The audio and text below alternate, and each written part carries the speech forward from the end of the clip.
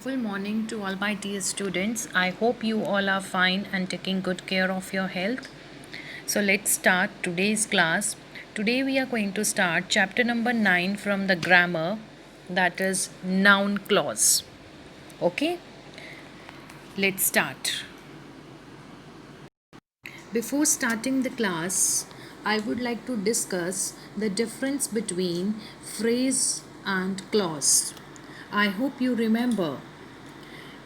Phrase is a group of words that add meaning to a sentence. It is not a sentence because it is not a complete idea with a subject, verb, and a predicate. That means it does not contain subject and a predicate. Clear? As you all know, sentence is formed by a group of words that consist of a subject and verb and predicate, right? But phrase is a group of words that add meaning to the sentence, but it cannot stand on its own as it does not give a complete sense. Why? Because it does not have a subject, verb, and predicate. For example, in the morning is a phrase. In the morning is a phrase. In the morning does not consist of a subject and a verb. Clear? Like earnest in her desire, much too quickly to see clearly, after a very long walk. So all these are phrase. Okay?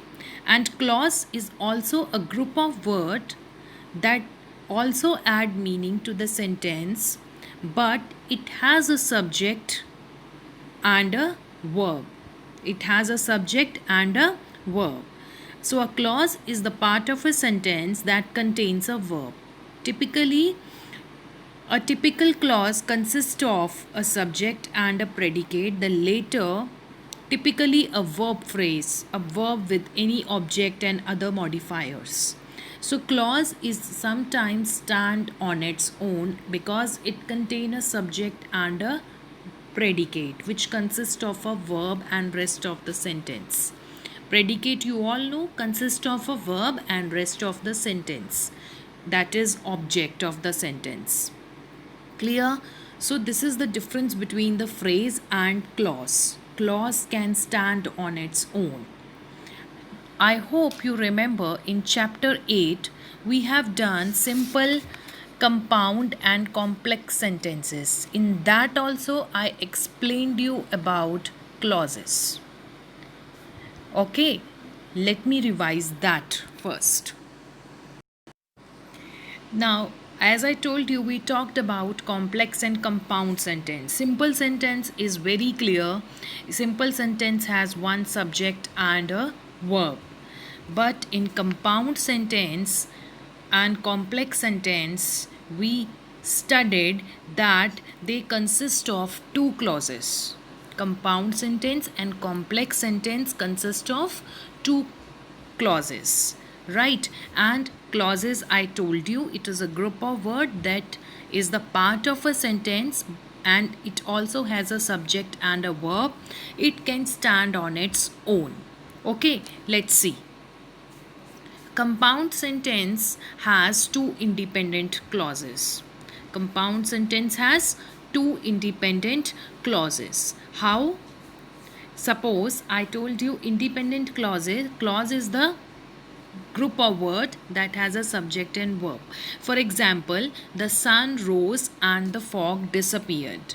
The sun rose is the first clause and the second is the fog disappeared is the second clause. Okay, so both the clauses are independent, they can stand on its own, so that's why they are called as independent clauses. Okay, and when a sentence consists of two independent clauses and they that sentence is referred to as a compound sentence. Okay, independent can stand alone. Independent means they can stand alone. Independent clause, It has a subject and verb. If you deduct the rest part of the sentence, the independent clause will give you the exact meaning of the sentence, what it wants to convey. Okay, I hope it is clear. Independent clause, I'm repeating this term again and again so as to make you clear that the sentence is self sufficient. It will clear you the meaning of its, what the sentence is about, want to convey. Suppose the sun rose is the first independent clause. We know the sun rose. It is clear, the meaning of the sentence is very much clear to us. The fog disappeared. The fog disappeared, right? It is also an independent clause. It gives you the exact meaning. So that's why these are the independent clause, that both are independent, both are well sufficient to explain what they want to, what the sentence wants to convey, right? Now complex sentence, as the name indicate, it is very very very complex. How? Because it contain one independent clause and second is the dependent clause. You remember independent clause, here in the complex sentence we discussed that it is named as principal clause or main clause. It is given on your page number 45, chapter number 8, complex sentence, right? So here complex sentence has one independent clause, or you can say principal clause or main clause, and second one is the dependent clause. Dependent clause means that dependent clause is not able to convey its proper meaning. It is dependent on the independent clause for its meaning. Okay, let's see. Dependent means can't stand by itself.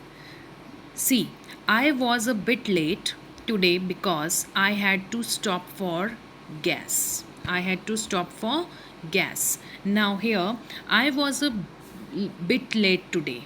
I was a bit late today is the first clause, and both the clauses are separated by the conjunction. Because is the conjunction in the compound sentence also, they are separated by the conjunction word and.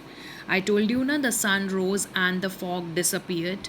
Okay, now here also I was a bit late today because I had to stop for gas. I was a bit late today is the independent clause. It gives you the clear meaning, what it wants to convey, that that whatever person is speaking, he was going to be late. So this is the main clause, or you can say principal clause, or you can say independent clause. I was a bit late today. Okay, second is dependent, because I had to stop for gas. Because I had to stop for gas, it doesn't give you meaning what the sentence wants to say. Okay, if we deduct the previous one, I was a bit late today, if we deduct this, we are not able to understand what the sentence want to say. Because I had to stop for gas, our question will be what? So this is a dependent clause which is depending upon the main clause. This is the main clause. This is depending upon this main clause for its meaning. That's why complex sentence consists of independent clause and dependent clause. Okay.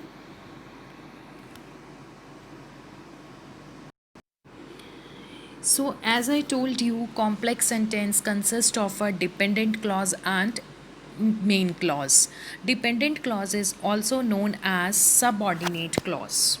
Dependent clause is also known as subordinate clause. You can see here, subordinate clause. Okay, so a noun clause does the work of noun in a complex sentence. What is a noun clause? It does the work of noun in a complex sentence. Okay, let me tell you how.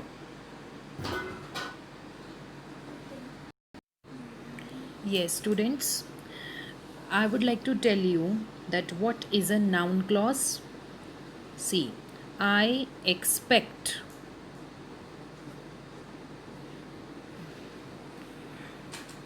the answer could be a noun. I expect dash.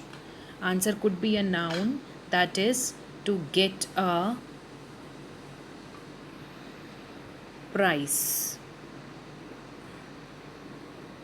right? I expect to get a prize. Now here to get a prize is a phrase, so it does the function, so it is, as it is acting as a noun for this sentence, I expect, for this it is acting as a noun object for the verb expect, so it is a noun phrase, it is a noun phrase. I hope it is clear. Now see next one. I expect dash that I shall get a prize. Now see, here also this sentence that I shall get a prize act as a clause. Act as a clause. Why clause?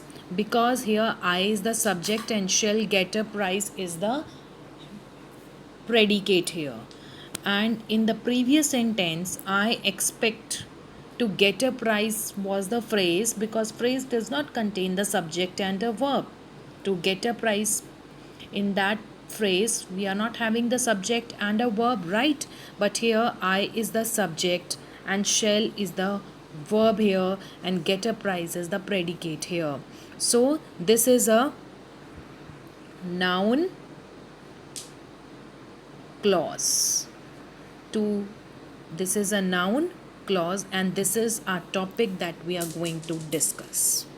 I hope it is clear now that what we are going to study. So noun clause consists of a subject and a verb predicate, right? Noun clause have a subject and a verb, or you can say subject and predicate. Clear? As it does the function of noun, so it is named as noun clause. So I hope the topic is introduction of topic, what we are going to do in this chapter, what is a noun clause, is clear in your mind now.